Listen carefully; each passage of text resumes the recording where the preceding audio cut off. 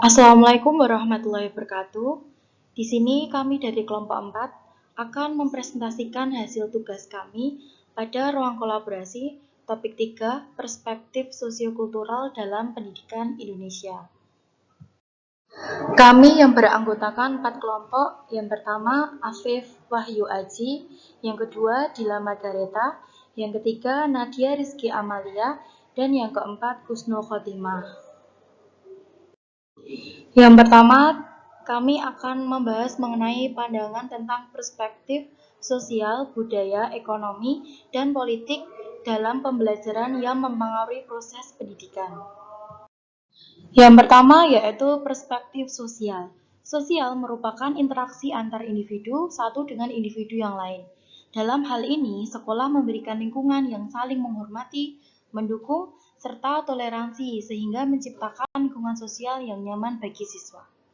Yang selanjutnya, perspektif budaya. Nah, budaya merupakan suatu nilai-nilai yang diturunkan dari orang terdahulu di suatu tempat. Dalam hal ini, sekolah memberikan suatu pembelajaran yang dianggap budaya, di mana isi dari suatu pembelajaran disesuaikan dengan budaya siswa di dalam kelas. Yang selanjutnya yaitu perspektif ekonomi. Dalam kehidupan ini, ekonomi menjadi salah satu tolak ukur kemampuan setiap individu atau keluarga dalam pemenuhan hidup. Kemampuan ini memiliki pengaruh terhadap proses pembelajaran siswa, di mana siswa dengan tingkat ekonomi lebih tinggi mempunyai kesempatan yang lebih banyak dalam meneruskan ke jenjang selanjutnya. Begitupun sebaliknya. Yang selanjutnya, perspektif politik. Politik mempunyai peranan penting dalam pendidikan. Hal ini berkaitan dengan kebijakan-kebijakan yang diambil oleh pemerintah dalam menjalankan pendidikan yang ada di Indonesia. Contohnya yaitu pada perubahan kurikulum. Selanjutnya, yang kami bahas mengenai pandangan tentang kesiapan mengajar dengan memperhatikan perspektif sosial, budaya, ekonomi, dan politik dalam pembelajaran pada peserta didik. Setelah mempelajari topik ini, tentu kita menyadari bahwa perspektif sosial, budaya, ekonomi, dan politik menjadi aspek penting pada pembelajaran.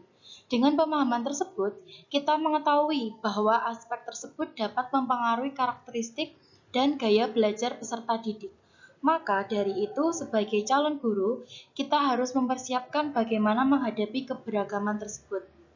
Untuk mempersiapkan hal tersebut, kita sebagai calon guru dapat mempelajari tentang asesmen diagnostik awal. Dengan asesmen tersebut, seorang guru dapat mengetahui tentang karakteristik dari siswa, sehingga dapat menentukan gaya belajar yang tepat untuk diterapkan pada proses pembelajaran di kelas. Selanjutnya yaitu persamaan dan perbedaan pandangan tentang perspektif sosial, budaya, ekonomi, dan politik dalam pembelajaran yang mempengaruhi proses pendidikan. Persamaannya yaitu perspektif sosial, budaya, ekonomi, dan politik dalam pembelajaran dapat mempengaruhi dari karakteristik setiap peserta didik. Maka perlu pemahaman dari guru untuk mengakomodasi perbedaan yang ada sehingga tercipta suasana belajar yang baik. Kemudian perbedaannya yaitu keberagaman akan sosial, budaya, ekonomi, dan politik tentu memiliki cara untuk mengatasinya. Akan tetapi, guru dalam menyikapi perbedaan tersebut tentu memiliki cara sendiri. Selanjutnya yaitu persamaan dan perbedaan pandangan tentang mengajar dengan memperhatikan perspektif sosial, budaya, ekonomi, dan politik dalam pembelajaran pada peserta didik. Persamaan dalam mengajar dengan perspektif sosial, budaya, ekonomi, dan politik. Tentu saja setiap guru melakukan asesmen diagnostik awal untuk mengetahui keberagaman yang ada di kelas sebelum menentukan kegiatan pembelajaran. Selanjutnya perbedaan. Perbedaannya yaitu mengajar menggunakan perspektif sosial, budaya, ekonomi, dan politik tentu dapat memberikan pilihan bagi guru untuk menentukan gaya belajar apa yang akan digunakan dalam menyelesaikan kegeragaman di dalam kelas. sehingga cara dalam mengajar yang dilakukan setiap guru dapat berbeda. Sekian penjelasan dari kami. Apabila ada kesalahannya, kami mohon maaf.